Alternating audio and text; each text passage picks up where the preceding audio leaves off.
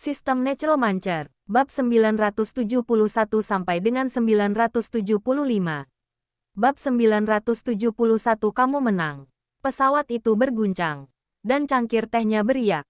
Sang ratu tidak keluar lagi selama sisa perjalanan. Namun, panci jiwa iblis masih terbuka, dan suara-suara di luar masih dapat terdengar. Kini, meski tak ada yang peduli, sang ratu tak akan lari. Ia menunggu untuk memenangkan taruhan kali ini dan mencemooh dirinya sendiri atas seberapa jauh kedua belah pihak telah bertaruh. Begitu ia tiba di tempat itu dan menemukan kota tua dinasti Sang, ia akan terlalu malu untuk mengingkari janjinya. Dia mengambil cangkir teh dan menyeruputnya. Matanya mengamati ketiga hantu yang tengah menonton film. Dan mengambilnya kembali. Saat itu, dengan penambahan permaisuri, saya akan memiliki 4 hantu. Pertama, tingkatkan levelnya. Dan ketika kalian sudah saling mengenal, tanyakan secara tidak langsung tentang keahliannya dan kunci perunggu. Apakah karena kunci inilah orang-orang zaman dahulu mampu bepergian bola-balik antara dua dunia? Tidak, ribuan tahun yang lalu. Apakah ada yang namanya kunci di dalam lubang kunci? Bagaimana saya bisa ingat bahwa dalam serial TV tersebut, kata "man-man" digunakan? Mari kita lihat apa yang dia katakan. Ada juga unfinished business. Saya harap bisa langsung dibuka kali ini. Jika dia masih mempunyai keinginan yang belum terpenuhi dari lebih dari 1000 tahun yang lalu, akan sangat sulit untuk mengatasinya. Kalau dipikir-pikir sekarang, rasanya masih agak ajaib. Setelah menyelidiki sampai tuntas, ternyata dunia lain dan duniaku sendiri sudah terhubung sejak lama. Jika bukan karena perbedaan ras yang besar, orang bahkan akan menduga bahwa ras manusia hanyalah sekelompok orang yang bermigrasi ke dimensi lain. Kalau saja aku tidak mengalaminya sendiri, saat seseorang menceritakannya padaku, aku pasti mengira dia berhalusinasi karena makan terlalu banyak. Namun saya harus mengakui, itu terasa sedikit ajaib. Pesawat tiba di Bandara Anyang. Dia melepaskan kerangka, Sunshine, dari teknik mansion dan terus bergegas menuju kota kuno bersamanya. Sambil menunggangi punggung Sunshine, angin dingin yang menggigit menderu di langit. 4 hantu terbang di kedua sisi dan mengikuti permaisuri sambil memandangi gedung-gedung bertingkat di bawahnya.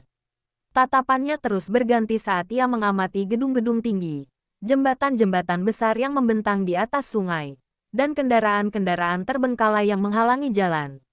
Semua ini membuktikan bahwa ini bukan lagi pulau harta karun, dan bahkan mungkin bukan dunia aslinya. Di mana ini? Suara ratu bertanya. Wu Heng berkata, ayo kita cari reruntuhan yang kau sebutkan. Kalau kau mengaku kalah sekarang, aku akan mengganti setengah kerugianmu. Mulai sekarang, kau akan menjadi pelayan. Dan satu-satunya tanggung jawabmu adalah membersihkan halaman depan. Begitu mendengar dia membuka mulutnya, saya merasa dia berbuat curang lagi. Permaisuri mencibir dan berkata, aku sudah tahu tipuanmu. Menemukan tempat seperti itu pasti butuh usaha keras. Kau pikir bisa membodohiku dengan menyebutnya reruntuhan, padahal wujud aslinya tak dikenali. Tanpa bukti substansial, aku tak akan mengakuinya. Teruslah bicara tegas, kata Wu Heng. Menurutku, kaulah yang keras kepala. Wu Heng melilitkan kerah bajunya erat-erat di pinggangnya. Suaranya tertahan angin. Kita akan segera sampai. Tunggu sampai kau bisa menjadi pelayanku.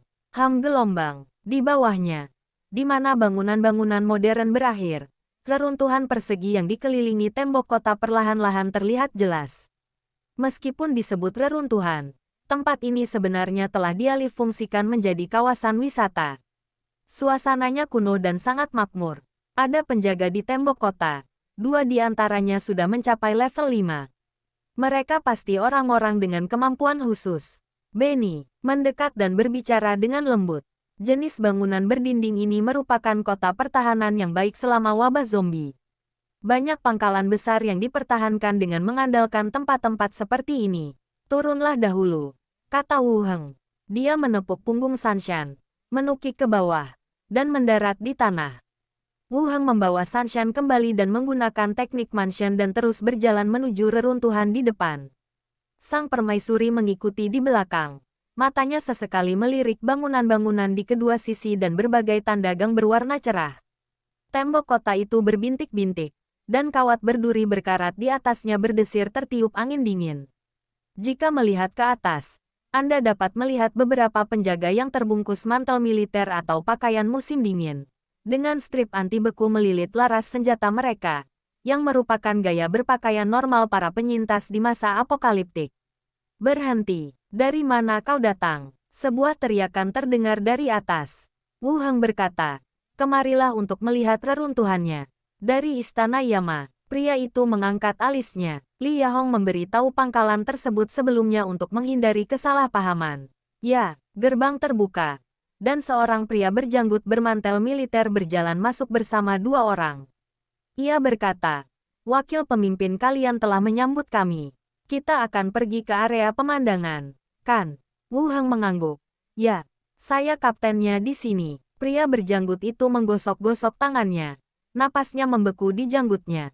Untuk mencegah zombie, jalan-jalan telah dibangun kembali. Dan banyak tempat telah dipenuhi jebakan dan bahaya.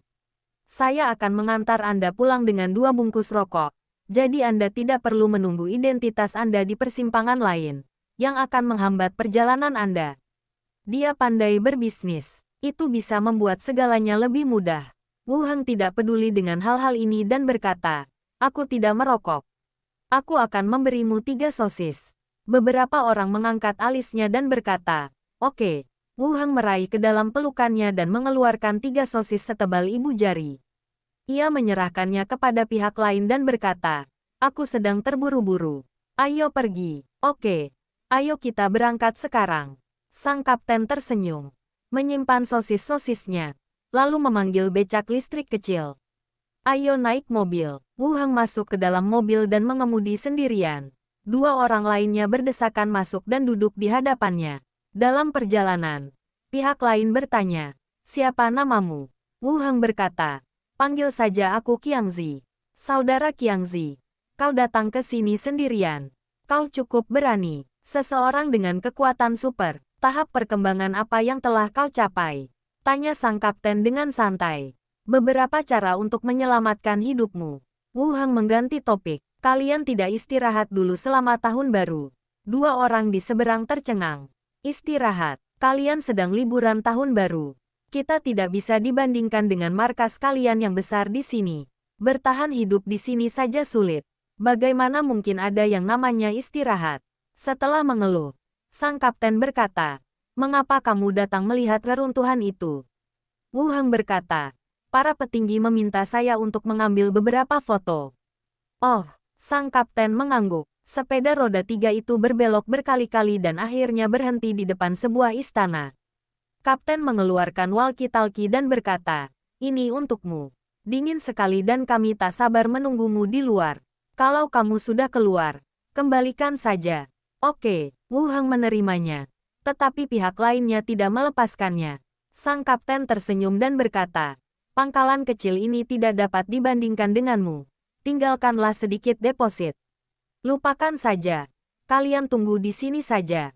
Aku akan menemui kalian saat aku keluar, kata Wu Heng. Lalu, berbalik dan pergi. Kaptennya terkejut dan segera mengejarnya. Tidak apa-apa kalau kamu tidak punya deposit. Ambil saja dan kembalikan kepada kami. Wu Heng tidak banyak bicara dan berbalik untuk berjalan memasuki istana. Sebuah suara kecil juga terdengar. Mereka sangat menyebalkan. Mereka menginginkan segalanya. Seperti anak-anak. Benny berkata, mungkin dia melihat Wu Heng tidak terlihat pernah menderita. Jadi dia ingin memeras sejumlah uang. Kau sama sekali tidak bertingkah seperti pahlawan. Kau hanya membunuh orang-orang biasa yang bahkan bukan profesional. Apa yang bisa mereka lakukan padamu? Suara ratu terdengar sangat tidak puas. Di sini berbeda dengan di rumah. Tidak ada yang namanya pahlawan. Wu Heng menjelaskan singkat. Lalu berkata, ini hanya reruntuhan. Coba lihat-lihat. Berjalan melalui koridor istana kuno dan memasuki bangunan. Anda akan melihat gambar-gambar kerja keras leluhur di dinding. Dan beberapa dekorasi termasuk totem hewan seperti kepala hewan dan burung hitam. Ketiga hantu lainnya segera bubar dan melihat sekeliling. Wajah mereka penuh rasa ingin tahu. Glenda dan Bernie keduanya terkejut. Mereka telah pergi ke rumah besar Lilith. di mana mereka tinggal di suatu tempat yang luasnya seperti istana. Ini adalah kediaman kepala suku. Tempat tinggal raja di sini begitu besar hingga hampir sama besarnya dengan area pemukiman di Pulau Harta Karun. Sang ratu berputar-putar di sini cukup lama sebelum dia terbang kembali sambil mengerutkan kening. Wu Heng bertanya, apakah kamu ingat sesuatu? Sang permaisuri masih mengerutkan kening, ragu-ragu untuk waktu yang lama. Lalu berkata, apakah kau sendiri yang membangun tempat ini untuk menipuku? Aku membangun tempat sebesar ini hanya untuk menipumu. Kau bodoh atau aku bodoh? Tanya Wu Heng. Sang permaisuri tercengang. Ia merasa apa yang dikatakan pihak lain masuk akal. Ia sudah ditangkap. Jadi tak perlu membuat tempat sebesar itu untuk menipu dirinya sendiri. Lalu ia berkata, mungkin di sini. Tapi aku tak bisa menemukan tempat yang sesuai dalam ingatanku. Selama lebih dari 3.000 tahun, generasi demi generasi telah mengubah bangunan-bangunan ini menjadi tempat yang indah. Sangat sulit untuk mempertahankan penampilannya saat ini. Jelas Wu Heng. Xiao Xiao berkata, Bibi, usiamu sudah lebih dari 3.000 tahun. Permaisuri memutar matanya dan mengabaikannya. Ia terus menatap Wu Heng. Nadanya agak meratap. Mungkin kau benar. Sudah terlalu lama. Jadi pemenangnya sudah ditentukan. Nona kecil, kata Wu Heng sambil tersenyum. Ratu berkata, saya rasa kita seharusnya dianggap seri. Saya rasa apa yang Anda katakan masuk akal dan berkaitan dengan apa yang saya katakan. Tapi yang saya bicarakan jelas bukan kota kerajaan. Setidaknya tidak ada cara untuk memverifikasinya. Aku tahu kau akan menyangkalnya. Lanjut Wu Heng. Ayo, aku akan membawamu ke museum. Beberapa orang keluar lagi. Dia menggunakan interkom untuk memanggil pria berjanggut yang menunggu di luar. Dalam perjalanan menuju museum, kami mengambil jalan memutar dan melihat museum di kejauhan. Wu Heng turun dari bus dan langsung masuk ke museum. Begitu Wu Heng menghilang, salah satu rombongannya merobek kemasan sosis dan mencium aromanya. Sial, domba-domba gemuk di markas besar itu beda banget, katanya sambil memasukkan sosis utuh ke mulutnya. Orang idiot ini pasti belum pernah melihat tanah kosong sungguhan. Kapten berjanggut itu pun berkata, dasar pengecut. Kupikir dia orang yang punya kemampuan khusus dan tak berani berbuat terlalu jauh. Orang ketiga merendahkan suaranya dan bertanya, apakah kamu ingin menggeledahnya nanti untuk melihat apa yang ada padanya? Ekspresi pria berjanggut itu berubah serius. Jangan lakukan ini. Kalau dia kembali dan mengeluh, kita juga akan mendapat masalah. Kurasa anak itu begitu rapuh. Dia mungkin tak berani. Ia tiba-tiba berhenti di tengah kalimat. Matanya berputar aneh. Dan suaranya serak. Aku tak bisa mengendalikan tubuhku lagi. Sebelum dia bisa menyelesaikan kata-katanya, tangan kanannya menghantam wajahnya. Klik gelombang. Terdengar suara hidung patah. Lalu dia menamparkan wajahnya sendiri berulang kali. Apa yang kau lakukan? Teriak lelaki berjanggut itu. Lalu ia dan lelaki lainnya segera pergi menangkap orang itu. Begitu lengannya bersentuhan dengan orang lain, lelaki itu langsung memukulnya hingga hidungnya patah dan darah muncrat dari hidungnya. Sialan, kapten berjanggut itu menyadari ada yang tidak beres dan mengulurkan tangan untuk menarik senjatanya. Tangan yang menarik pistol itu tiba-tiba membeku, dan pergelangan tangannya berubah melampaui batas fisiologis, dan laras pistol yang dingin itu dimasukkan ke dalam mulutnya. Rasa karat menyebar di mulutku. Klik gelombang. Suara peniti yang terlepas terdengar di telingaku. Kapten berjanggut itu membuka matanya lebar-lebar. Selain desiran angin, ia juga bisa mendengar suara tetesan air, dan cairan hangat mengalir di paha bagian dalamnya. Kasihanilah. Pria berjanggut itu menekan suara itu dari sela-sela giginya. Laras senapan ditarik keluar dan dilempar jauh dengan kekuatan besar. Dan tubuh itu bergerak kembali dan jatuh ke tanah. Hantu!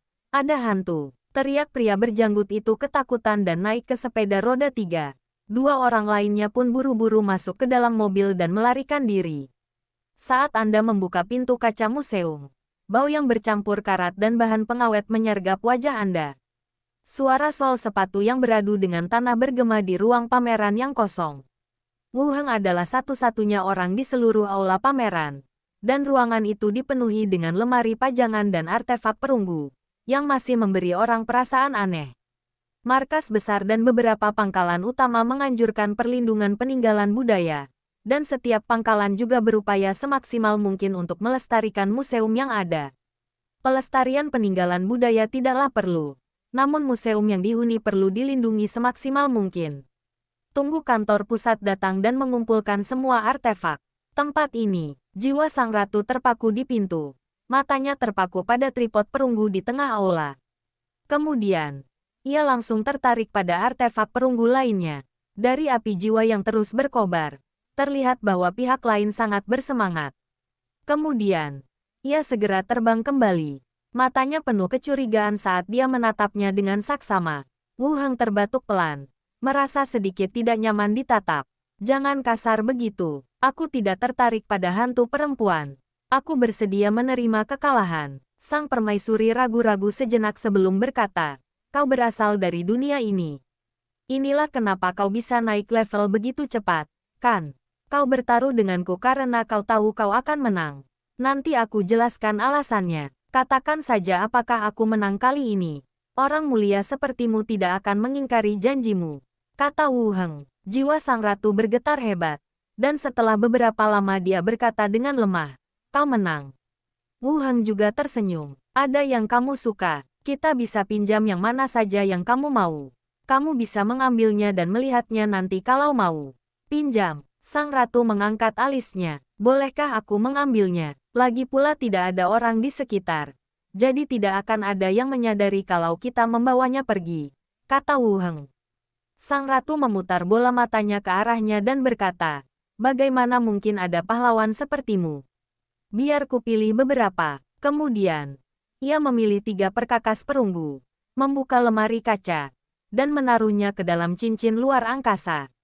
Permaisuri Wen terbang ke patung perunggu persegi dan menatapnya untuk waktu yang lama. Apakah kamu ingin mengambilnya? Wu Heng berjalan mendekat. Sang ratu menggelengkan kepalanya dan berkata, lupakan saja. Ambil saja apa yang baru saja kau ambil.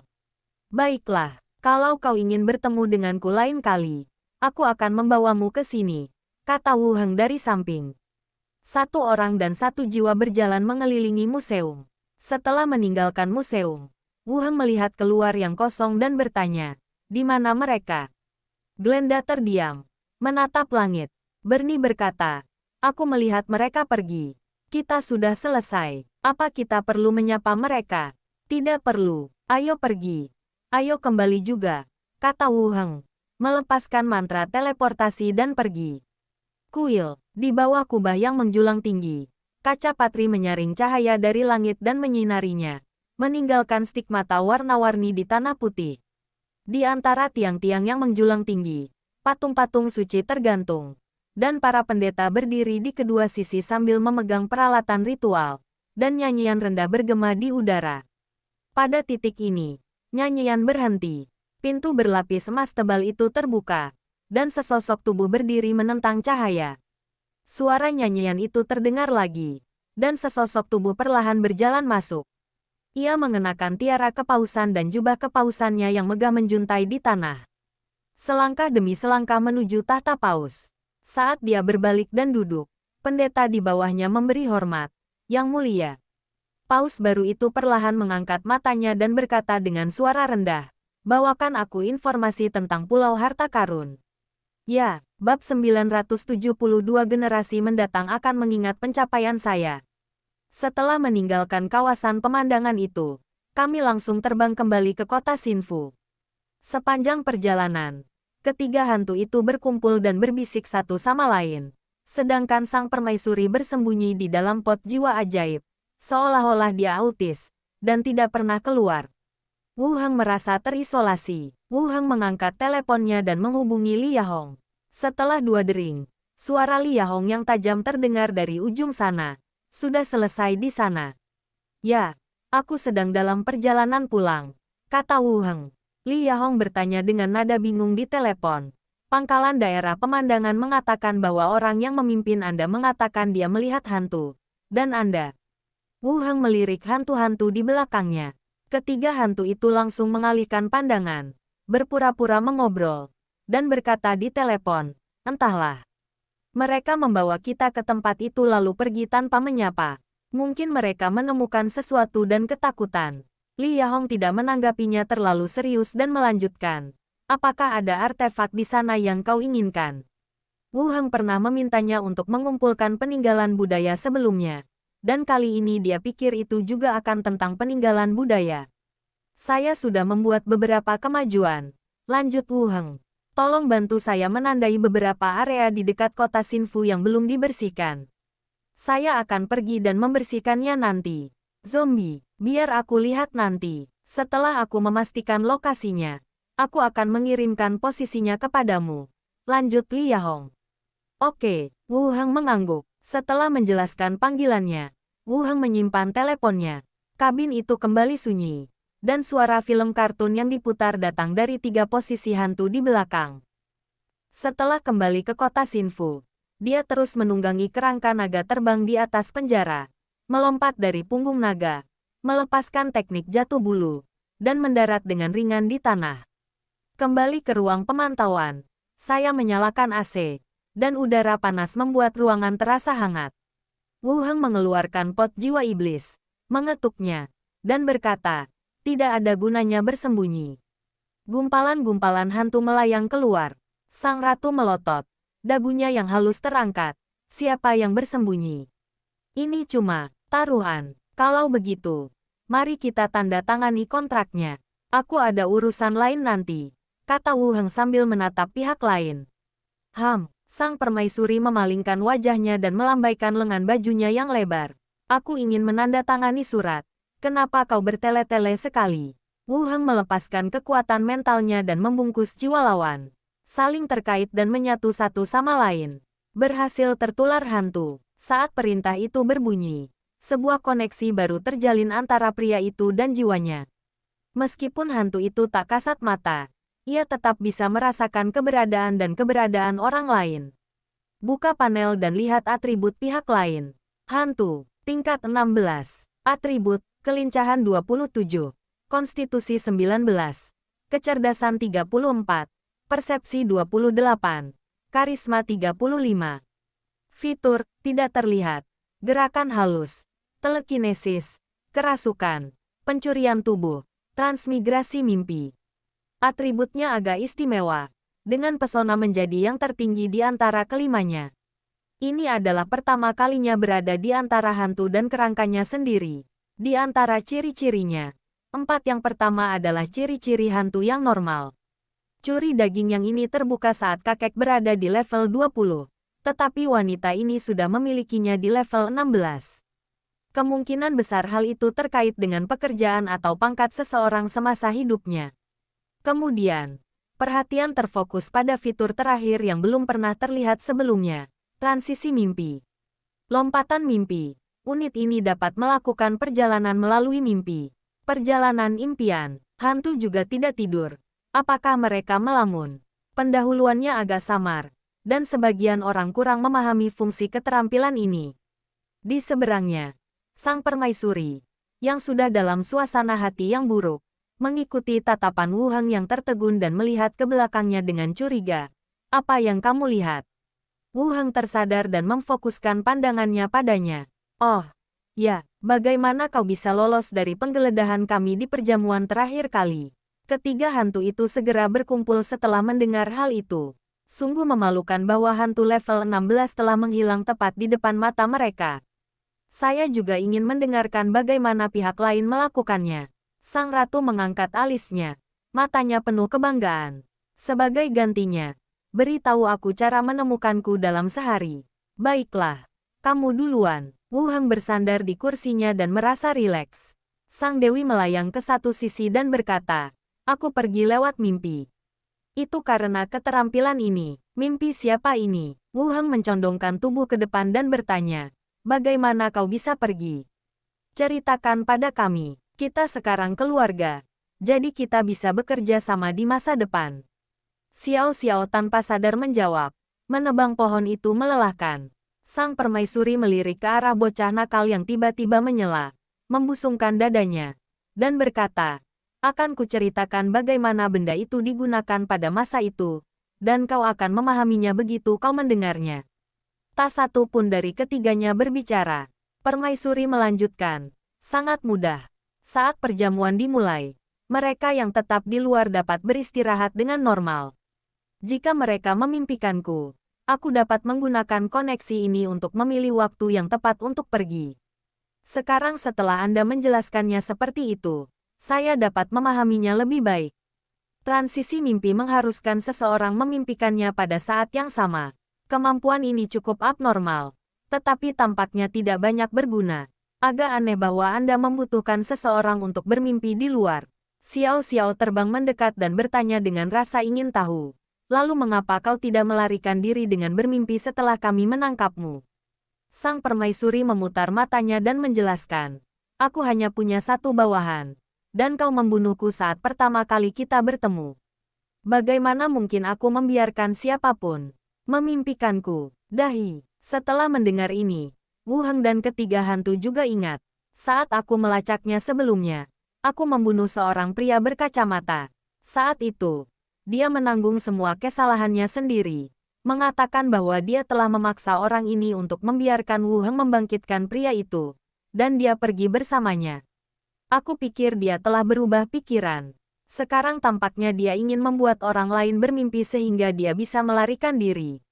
Wanita ini sungguh licik. Oke, sekarang giliranmu. Sang ratu menatap Wu Heng dengan serius. Aku akui kau memang agak pintar. Tapi bagaimana kau bisa menemukanku hanya dalam 1 hari?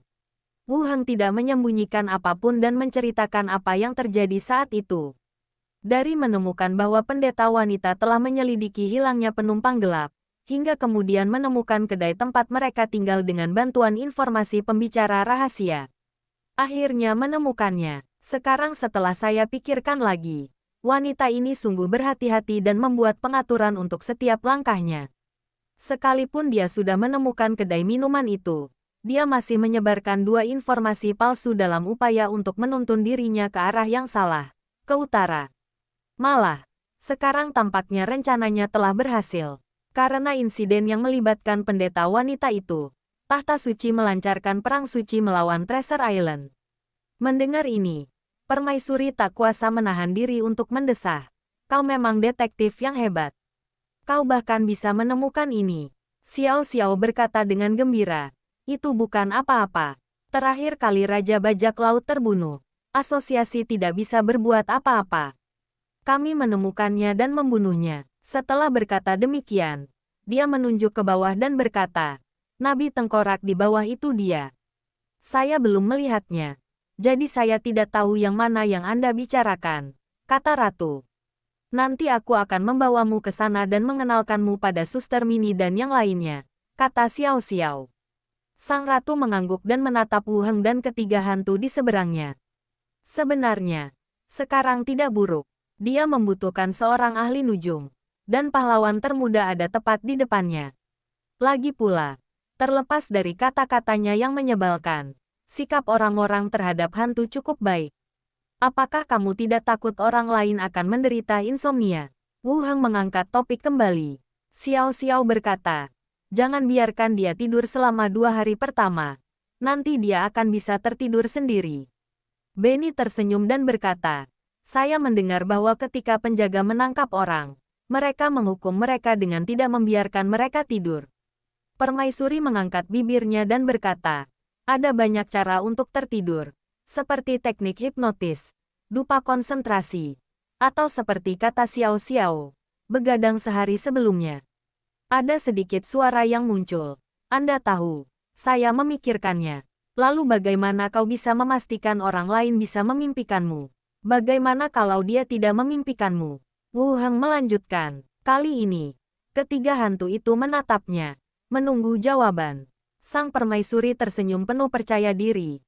Aku bisa menanamkan tanda di benak orang lain. Dan setelah mereka tertidur, mereka secara alami akan memimpikannya sesuatu yang berhubungan denganku. Setelah jeda sejenak, ia menegaskan, syaratnya adalah kamu harus mengenal aku. Wu Heng mengangguk dan pada dasarnya mengerti. Kemampuan ini seperti membangun jembatan antara kenyataan dan mimpi, tetapi membutuhkan orang di luar untuk bermimpi. Seperti membuka jalan agar ia bisa langsung keluar. Hantu sungguh istimewa, dan cara mereka bergerak sulit dipahami. Xiao Xiao memikirkannya dan berkata, kalau begitu biarkan bibiku membunuh orang-orang jahat di luar, dan biarkan pamanku membawanya kembali dalam mimpinya. Glenda tersenyum dan berkata, soal mimpi pamanmu, bibimu ada di dalamnya. Pasti mimpinya tidak menyenangkan. Mata Xiao Xiao sedikit bingung. Paman, apakah mimpi menakutkan? Benny tersenyum dan melirik Wu Heng.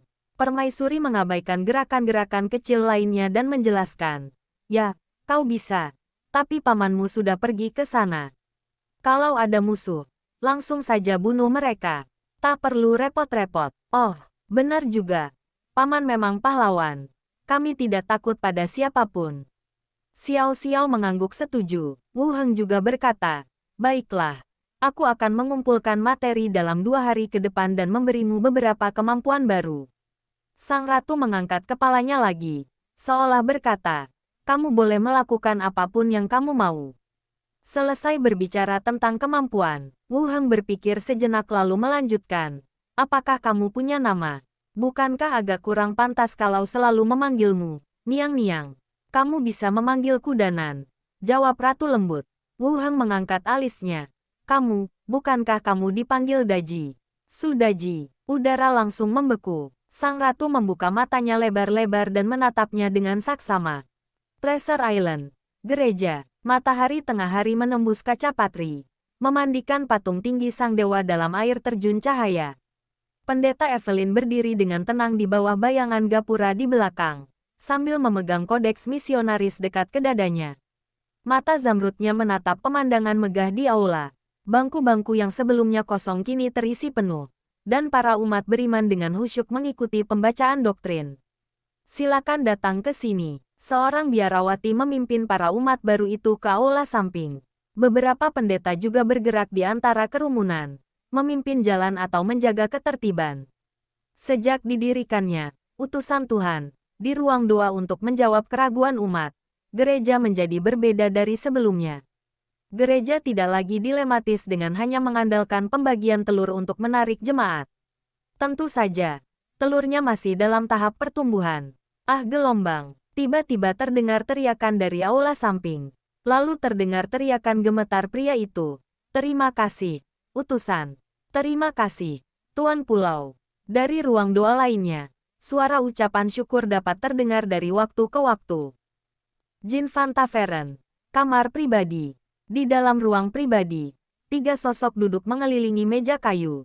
Pria parubaya di sebelah kiri mengenakan jubah biru tua dengan not musik perak yang disulam pada mansetnya. Sementara pria tua di sebelah kanan mengenakan jubah hijau muda dengan lencana harpa kuno di dadanya. Di tengahnya adalah seorang wanita mengenakan gaun hijau tua dengan bulu zamrud di rambutnya. 3 orang, presiden dari berbagai perkumpulan penyair, berkumpul di Treasure Island. Ledakan-ledakan gelombang, ketukan cepat di pintu memecah keheningan. Lalu seorang murid muda mendorong pintu hingga terbuka dengan ekspresi gembira di wajahnya. Presiden, hasil statistiknya sudah keluar, katanya. Tetapi ketika melihat ada orang lain di ruangan itu, ia langsung berhenti bicara. Pria parubaya berjubah biru tua, Presiden Asosiasi Benang Perak, tersenyum dan berkata, tidak apa-apa. Kami bukan orang asing, katakan saja langsung. Pemuda itu menarik napas dalam-dalam dan membuka daftar di tangannya. Sejak kemunculan utusan ilahi di gereja, 42 puisi dan partitur musik yang cocok untuk profesional tingkat pertama telah diedarkan, 27 untuk tingkat kedua, dan 18 untuk tingkat ketiga. Suaranya sedikit bergetar saat dia melanjutkan. Tidak kurang dari 10 penyair telah menerima pelatihan di bawah bimbingan messenger, dan level mereka telah dinaikkan. Ruangan itu tiba-tiba menjadi sunyi. Gelas anggur di tangan lelaki tua itu berhenti di udara. Dan ujung jari wanita yang memegang pena bulu berubah sedikit memutih. Ada juga rumor bahwa seorang penyair tingkat 3 telah menerobos. Tetapi kami belum menerima informasi yang akurat. Tambah pemuda itu di akhir dan berdiri dengan sopan. Ruangan itu hening untuk beberapa saat. Baru beberapa hari. Sudah banyak sekali lirik yang muncul. Wanita itu mendongak dan bertanya, apakah utusan itu benar-benar ada? Pemuda itu mengangguk berat. Saya pergi ke gereja dan melihatnya dengan mata kepala saya sendiri. Seandainya ada utusan dari kota tempat lembaga penelitian kita berada, desah lelaki tua itu. Sayangnya, hubungan antara Wu Heng dan tahta suci sangat tegang. Jadi kita tidak bisa memperluas jangkauan dalam waktu dekat. Pemuda yang berdiri di pintu, melihat desahan beberapa orang, tak kuasa menahan diri untuk menyela. 3 presiden. Daripada mengirim utusan, kurasa kita bisa mengumpulkan puisi dan lagu-lagu ini bersama-sama. Nyatanya, efeknya sama saja. Ketiganya tertegun pada saat yang sama. Lalu mata mereka berbinar. Saya hanya terkagum-kagum dengan keajaiban sang pembawa pesan. Saya bahkan tak terpikirkan hal sesederhana itu.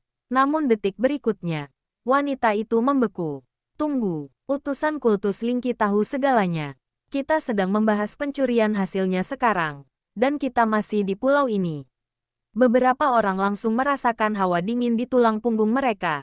Selain memberikan berbagai puisi, sang utusan dikabarkan mengetahui segala hal.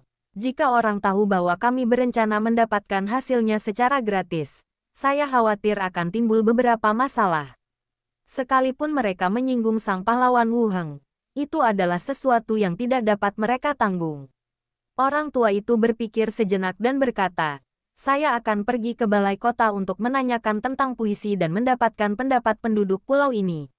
Benar, ayo kita bicara terbuka. Pria parubaya itu langsung setuju. Ketiganya segera keluar dari ruang pribadi dan menuju balai kota. Dunia zombie. Ruang pemantauan. Jiwa permaisuri bergetar hebat. Matanya tertuju pada Wu Heng. Bagaimana kau tahu? Bukankah mereka bilang sudah lebih dari 3.000 tahun berlalu? Lalu dia tiba-tiba menyadari sesuatu dan berkata, benar apa yang orang katakan tentangmu sebagai monster tua yang dibangkitkan. Xiao Xiao menggelengkan kepala kecilnya dan terus menatap Wu Heng dan permaisuri. Ah, Daji, yang di kartun. Permaisuri menatap Xiao Xiao lagi. Kau juga mengenalku. Dari kartun. Bibi, kamu benar-benar. Xiao Xiao juga terkejut. Kartun itu nyata semua. Glenda dan Bernie tampak makin bingung. Kedengarannya seperti Wu Heng telah menebak identitas pihak lain, tetapi tidak mengatakannya. Kamu memang sangat terkenal di zaman kita, kata Wu Heng menatapnya.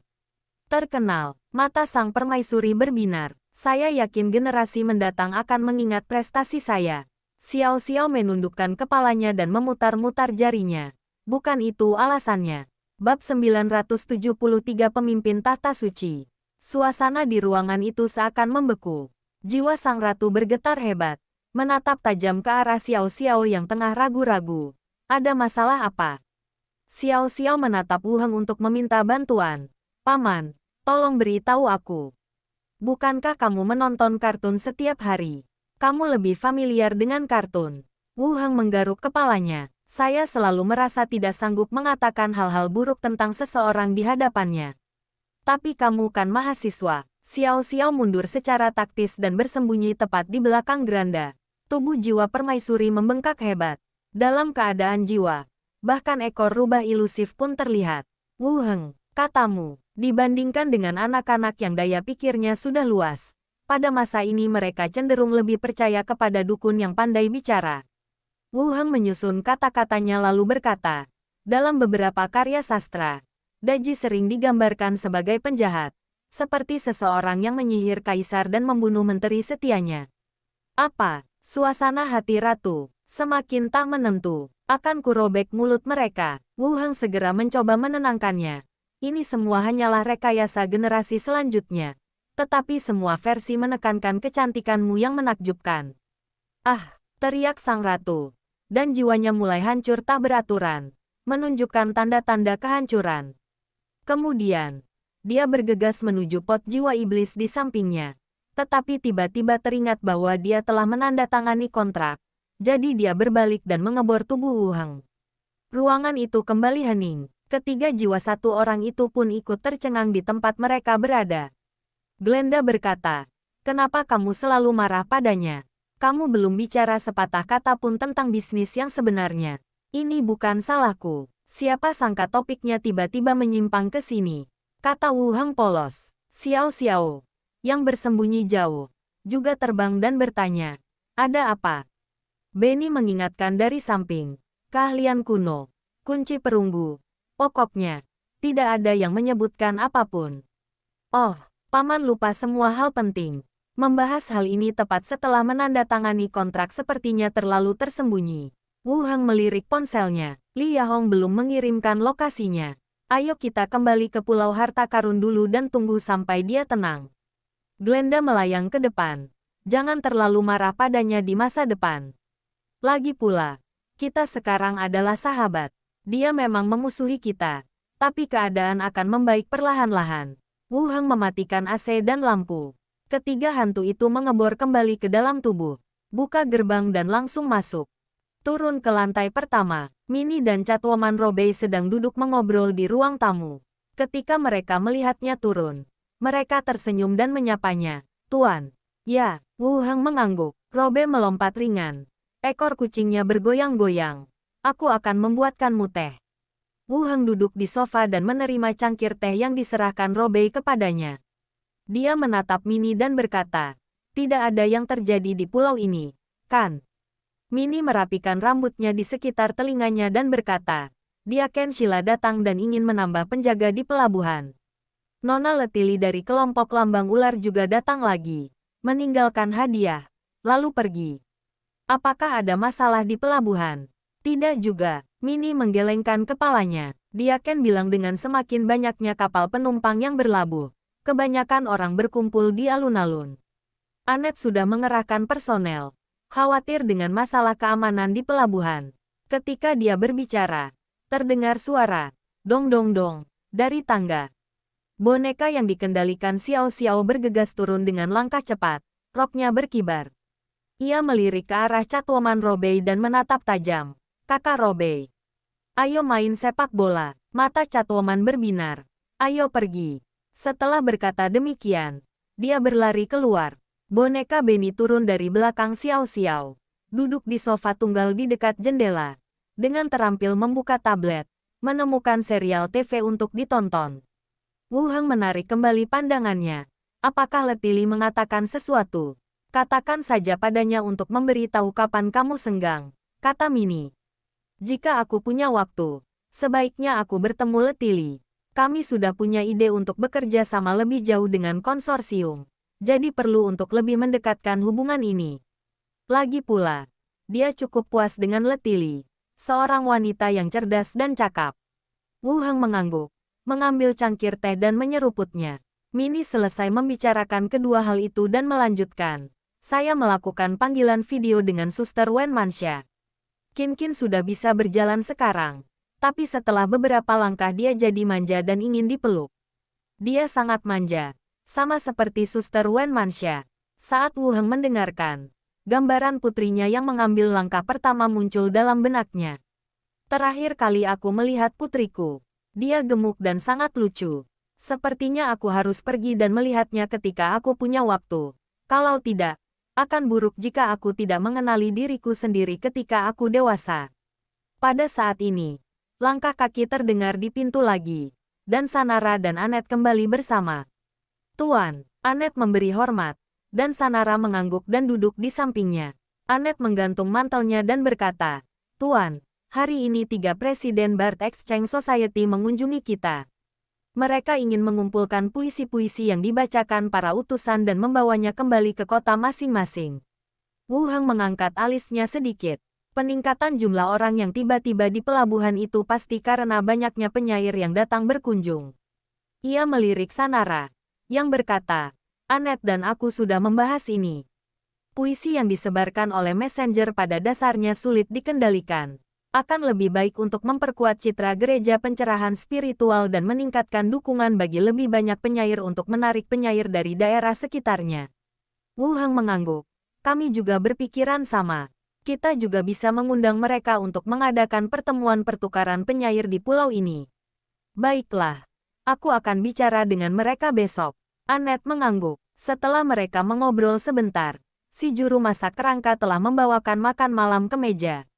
Wu Heng berkata, ayo makan dulu. Minnie pergi ke halaman dan memanggil Robey. Dan semua orang duduk dan mulai menikmati makan malam. Setelah makan malam, Sanala, Minnie dan yang lainnya pergi ke ruang latihan untuk berlatih. Xiao Xiao sedang bermain shuttlecock di halaman. dan Benny sedang menonton serial TV di sebelah mereka. Wu Heng duduk di sofa sambil minum teh, mengeluarkan ponselnya dan melakukan panggilan video ke Lilith. Setelah berdering 2 kali, pihak lainnya mengangkat panggilan. Gambarnya gelap, dengan garis besar peti mati kayu berwarna merah tua dan profil Lilith terlihat samar-samar. Apakah kamu akan tidur sepagi ini? Wu Heng tersenyum. Dengan sekali klik, kap lampu terbuka, dan cahaya lembut dari batu penerangan bersinar keluar. Lilith duduk di depan meja antik, mengenakan gaun merah tua. Jari-jarinya yang ramping terlipat, tidak tidur. Wu Heng bertanya, apakah dukungan dari asosiasi sudah tiba? Kami tiba kemarin, Bruno pemimpinnya. Jawab Lilith tenang. Xiao Xiao merindukanmu setiap hari. Wu Heng bertanya, kapan kamu akan kembali? Lilith menatapnya dengan tidak senang dan berkata, menggunakan anak itu sebagai alasan. Karena tidak ada lagi yang bisa dilakukan di sini. Aku akan tinggal di sana selama beberapa hari. Kalau begitu cepatlah, kata Wu Heng. Aku tahu gelombang. Lilith menjawab dengan lembut, lalu mengalihkan topik pembicaraan ke Vatikan. Paus baru telah naik tahta. Wu Heng mengangkat alisnya. Apakah ada orang di Vatikan yang bisa menjadi paus? Itu juga harus pada level heroik. Wu Heng semakin bingung. Bukankah mereka bilang tahta suci hanya punya 2 pahlawan? Kali ini, yang keempat telah muncul. Lilith terdiam sejenak, lalu melanjutkan. Aku sudah membicarakan hal ini dengan Claudio. Dia memeriksa catatan-catatan awal para elf dan menemukan catatan yang mungkin berkaitan dengan model Vatikan. Catatan apa? Tanya Wu Heng. Saya juga merasa penasaran tentang Vatikan. Para pahlawan tumbang satu demi satu, yang terasa sangat berbeda dari kemajuan karir yang normal. Lilith mengetuk-ngetukkan jarinya di atas meja dan menceritakan apa yang ia ketahui. Menurut sejarah ras elf, ada seorang pemimpin tertinggi dan 4 tahta suci di Vatikan. Pemimpin tertinggi adalah dewa, dan 4 tahta suci melambangkan para pahlawan dengan 4 fungsi berbeda di dalam Vatikan. Yang pertama adalah paus, yang mengelola urusan internal gereja dan memimpin upacara-upacara. Yang kedua adalah utusan cahaya, yang bertanggung jawab atas pemurnian dan penghakiman. Berikutnya adalah utusan pengawas dan utusan pembela, masing-masing mewakili wawasan spiritual dan perlindungan gereja. Wu Heng berkata, dengan kata lain, 4 tahta suci agung tahta suci masih ada, tetapi mereka hanya berganti nama. Itu hanya spekulasi. Lilith mendesah pelan, lalu melanjutkan. Claudio juga menyebutkan pemimpinnya. Menurut apa yang dia katakan, ketika keempat tahta suci tidak mampu menghadapi bahaya, pemimpinnya dapat mengambil alih secara langsung. Ketika disebutkan bahwa pemimpin mungkin akan campur tangan, kedua video itu terdiam. Pemimpin hanyalah metafora untuk menghindari penggunaan kata Tuhan. Namun itu masih mengacu pada dewa-dewa tahta suci. Lilith menambahkan, dalam 1000 tahun terakhir, Anda adalah orang pertama yang memaksa gereja ke dalam situasi yang memalukan seperti itu. Wu Heng berkata, baiklah, jika dia bisa bertindak sesuka hatinya, asosiasi tidak akan mampu menekan tahta suci. Tidak ada yang bisa memastikan masalah ini, dan catatannya sangat rahasia. Selama periode itu, Vatikan memegang kekuasaan tertinggi. Lilith mencondongkan tubuh ke depan dan berkata, lebih baik berhati-hati. Jika kau tidak yakin, sebaiknya hubungi asosiasi dan coba selesaikan masalah ini. Baik, apakah kamu punya informasi lain? Wu Heng melanjutkan. Hubungannya dengan Lilith semakin dekat, dan berbagai informasi terungkap kepadanya. Dulu, jika Anda ingin mengetahui sesuatu, Anda harus menukarkannya dengan sesuatu. Tidak lebih, aku akan kabari kalau sudah ada kabar. Lilith merenung sejenak, lalu melanjutkan.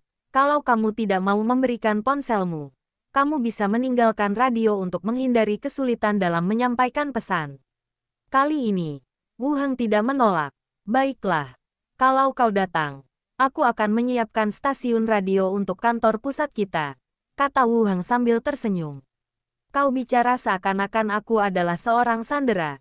Kemudian, keduanya berbicara secara pribadi. Karena hari sudah mulai malam, mereka menutup telepon dan pergi beristirahat.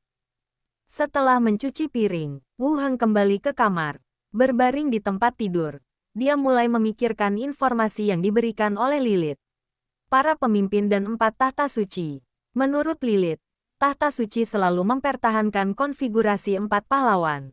Hanya saja dia dulu disebut utusan dewa bercahaya, atau utusan dewa lainnya. Tapi sekarang dia disebut kepala suku. Termasuk para pemimpin agama yang tubuh fisiknya telah dihancurkannya. Dia telah membunuh 3 orang. Dan yang tersisa hanyalah seorang yang menggantikan posisi paus kali ini. Jika saya melemparkan rudal ke katedral sekarang dan kemudian mendekatinya secepat mungkin, seharusnya tidak menjadi masalah untuk membunuh paus baru. Namun ancamannya sekarang adalah pemimpin yang disebutkan Lilith, yaitu Dewa Gereja. Jika keempat tahta suci tidak mampu mengatasi bahaya, pemimpin akan langsung turun tangan. Wu Heng mengulangi kata-kata Lilith. Membunuh 3 dari mereka tidak dianggap terlalu sulit untuk dipecahkan. Atau, seperti bermain game, bos akan muncul hanya setelah keempat monster prasyarat terbunuh. Atau, pihak lain sudah mulai memperhatikannya. Tetapi cara dewa melakukannya berbeda. Tidak, Wu Heng menata ulang pikirannya. Pertama-tama, sudah pasti betapapun kuatnya seorang dewa, dia tidak bisa membunuh orang secara langsung. Kalau tidak, asosiasi tidak akan mampu menekan gereja, dan mereka mungkin akan menggunakan cara lain untuk menghadapiku. Tidak jelas bagaimana caranya, sepertinya aku perlu mempercepat imanku. Wu Heng berbalik dan duduk, membuka imannya. Lalu melihatnya. Iman, 372/50.000. Jumlah keyakinan telah meningkat lebih dari 100. Dan efek dari pengeras suara pintar masih signifikan. Langkah selanjutnya adalah mempercepat pendirian gereja. Dan kemudian menggunakan audio untuk mengumpulkan lebih banyak agama. Saya akan pergi ke Wood Elves dan Lentam City secara langsung dalam beberapa hari ke depan. Kumpulkan iman dengan cepat. Masih belum diketahui perubahan apa yang akan terjadi ketika iman mencapai nilai tertentu. Tetapi menurut karakteristik panel, itu harus lebih kuat dari pahlawan. Juga dapat menahan bahaya yang lebih besar. Dia menarik napas dalam-dalam dan bergumam. Yang hilang sekarang adalah waktu. Setelah memikirkan segalanya, saya berbaring kembali di tempat tidur. Ledakan gelombang. Terdengar ketukan di pintu. Diikuti suara lembut Anet yang bertanya, "Tuan, apakah Anda sedang tidur?" "Masuk," kata Wu Heng. Pintu terbuka, dan seekor kelinci gemuk bertelinga terkulai dalam gaun renda masuk. Ia berdiri di pintu dan berkata, "Tuan, Suster Sanela lelah hari ini." Jadi dia kembali ke kamarnya untuk beristirahat. Wu Heng tersenyum dan membuka tangannya. "Ayo, di luar dingin." Anet juga tersenyum dan merangkak ke dalam selimut dari satu sisi. Keesokan harinya, pagi, cahaya pagi mengalir ke ruang konferensi melalui jendela dari lantai hingga langit-langit, dan Wu Heng duduk di ruangan itu dan menunggu sebentar. Terdengar ketukan di pintu, dan sesosok merah terang masuk. Letili mengenakan gaun panjang sutra merah tua, kalung rubi tergantung di leher rampingnya, dan rantai perak tipis menghiasi telinga lancipnya. Memantulkan percikan cahaya seperti berlian pecah saat dia berjalan. "Master Chief." Letili berlutut dan memberi hormat. Roknya berkibar bagai bunga mawar. "Duduk." Wu Heng mengangkat tangannya memberi isyarat. Matanya menyapu wajah halus wanita itu. Ia tahu wanita itu berdandan khusus. "Kudengar dari Mini kau sudah 2 kali ke rumah Tuan Pulau. Kau sibuk beberapa hari ini. Jadi kita belum bertemu. Aku ke sini terutama untuk menemuimu. Urusanmu lebih penting." Letili duduk dengan punggung tegak. Wu Heng bertanya, "Selain kunjungan itu, apakah ada hal lain?" "Ya," jawab Letili langsung. "Pertama, kami ingin menyediakan listrik untuk gedung-gedung konsorsium dan membeli peralatan penerangan dan pendingin yang disediakan oleh asosiasi. Kedua, kami ingin membahas kerjasama di masa mendatang." Ia berbisik, "Tuan, saya telah resmi mengambil alih konsorsium Pulau Harta Karun. Saya akan membutuhkan perhatian Anda terus-menerus mulai sekarang." Sebelumnya, Wu Heng tidak terlalu menyukai konsorsium lokal, jadi tidak ada listrik dan tidak ada peralatan listrik. Sekarang Letili telah mengambil alih, dan dia telah berjanji akan menjaganya. Tidak ada masalah dalam menyediakan listrik dan menjual peralatan listrik. Saya akan meminta seseorang untuk menyambungkan listrik untukmu besok. Kamu bisa membeli perlengkapan ini langsung di balai kota. Wu Heng langsung setuju. Letili tersenyum. Terima kasih, Tuan. Tapi, Wu Heng berhenti sejenak, lalu melanjutkan. Urusan konsorsium seharusnya tidak membahayakan keselamatan pulau ini. Kau seharusnya mengerti maksudku. Tenang saja. Letili mencondongkan tubuh ke depan. Aroma bunga tercium lebih dekat. Konsorsium punya aturannya sendiri. Kami tidak akan pernah melakukan apapun yang merugikan masyarakat setempat. Aku berani menjaminnya dengan nyawaku. Oke, Wu Heng melanjutkan. Isi komisinya. Letili gembira dan mengeluarkan surat kuasa dari cincin luar angkasanya. Katamu, saya menginginkan profesi kehidupan di atas level 10. Ahli susunan, alkemis, dan penyihir lebih diutamakan, kata Wu Heng. Tidak diperlukan lagi profesi tempur. Tanya Letili. Tidak perlu. Oke, Letili segera mengisi satu formulir lalu bertanya. Bagaimana dengan komisi kedua? Aku butuh wadah yang bisa menampung banyak hantu. Wu Heng menambahkan, bukan yang seperti pot jiwa iblis. Tapi coba lihat apakah ada yang bisa menampung banyak hantu sekaligus. Letili melanjutkan menulis. Mengisinya dengan detail. Sudah saya tulis. Sesuai prosedur. Anda perlu uang muka 200 koin emas. Wu Heng mengeluarkan koin emas dan menyodorkannya kepada pihak lain. Jika kau punya berita, beritahu aku langsung. Dimengerti, tuanku. Keduanya terus mengobrol sebentar. Lalu Letili membungkuk dan pergi. Di koridor, dia berjalan keluar dengan langkah lebar sambil tersenyum. Dilihat dari sikap pemimpin muda itu, dia bersedia mengurus dirinya sendiri. Atau setidaknya tinggal di Pulau Harta Karun agar dia bisa lebih dekat dengan sang pahlawan. Tidak akan sulit untuk mendapatkan kembali 1000 koin emas yang telah diberikannya kepada orang yang bertanggung jawab sebelumnya. Setelah meninggalkan balai kota, Letili naik kereta dan pergi. Kembali ke rumah tuan pulau. Wu Heng naik ke atas dan saat dia meletakkan tangannya di gagang pintu, dia mendengar teriakan marah dari dalam. Dorong pintu dan masuk. Jiwa permaisuri melayang di udara dan bergetar hebat. Xiao Xiao bersembunyi di kejauhan. Di atas tablet di depannya. Apa ini? Tanya ratu dengan marah. Wu Heng memandang Glenda yang sedang santai membaca buku di sampingnya. Apa yang terjadi? Yang terakhir melirik orang di seberangnya dan berkata, Xiao Xiao menemukan kartun untuknya. Dia bilang kisahnya ada di sana. Ketika dia berbicara, sebuah suara merdu terdengar dari tablet di seberangnya. Rajaku. Bab 974 Dewa Mimpi. Tablet itu tertekuk kasar, dan lagu penutup masih diputar berulang-ulang. Jiwa sang ratu melayang di dekat jendela, memperlihatkan ekspresi kemarahan yang terpendam. Wu Heng melambaikan tangan ke arah Xiao Xiao. Dan setelah Xiao Xiao terbang, dia berbisik, kenapa kamu memutar film ini? Bukankah ini hanya menambah api? Xiao Xiao berkata, bibiku memaksaku mencarikannya beberapa kartun yang berhubungan dengan ini. Dia sudah berkali-kali bilang, tapi aku tidak punya pilihan. Setelah mengatakan itu, dia mengangkat bahu tak berdaya. Kamu jujur sekali. Lain kali, mainkan Romance of the Three Kingdoms untuknya. Kamu punya ambisi besar, kata Wu Heng sambil tersenyum. Xiao Xiao juga tersenyum. Aku tidak suka menonton itu. Wu Heng tidak banyak bicara tentang topik ini. Ia menatap Glenda dan berkata, tahta suci memiliki paus baru. Glenda menutup buku dan Bernie menghampirinya. Xiao Xiao yang pertama berbicara, benarkah? Kita bisa mendapatkan Master Pedang No. 3. Baik laki-laki itu maupun kedua jiwa itu tercengang. Ini memperlakukan tahta suci sebagai tempat untuk membeli barang. Mengandalkan paus untuk menambah jumlah tengkorak. Glenda bertanya, seorang pahlawan juga. Pahlawan, Benny berkata dengan nada terkejut. Ini adalah pahlawan keempat. Wu Heng menyesap tehnya, lalu mengulangi sepenuhnya apa yang Lilith katakan kepadanya tentang para pemimpin Vatikan dan 4 kursi suci. Setelah mendengar ini, ketiga hantu itu mengerutkan kening. Glenda mencerna berita itu dan berkata, jadi, paus ini adalah pahlawan terakhir tahta suci. Tubuh fisik pemimpin agama itu hancur, jadi dia tidak bisa lagi dianggap pahlawan. Wu Heng mengangguk, lalu menggelengkan kepalanya dan berkata, jika intelijen itu akurat, maka ini adalah pahlawan terakhir. Tapi aku merasa ada sesuatu yang tidak masuk akal di sini. Apa yang terjadi? Tanya Glenda. Wu Heng melanjutkan.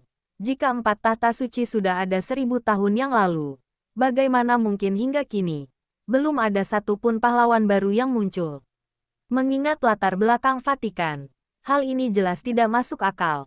Ketiga hantu itu mengangguk setuju.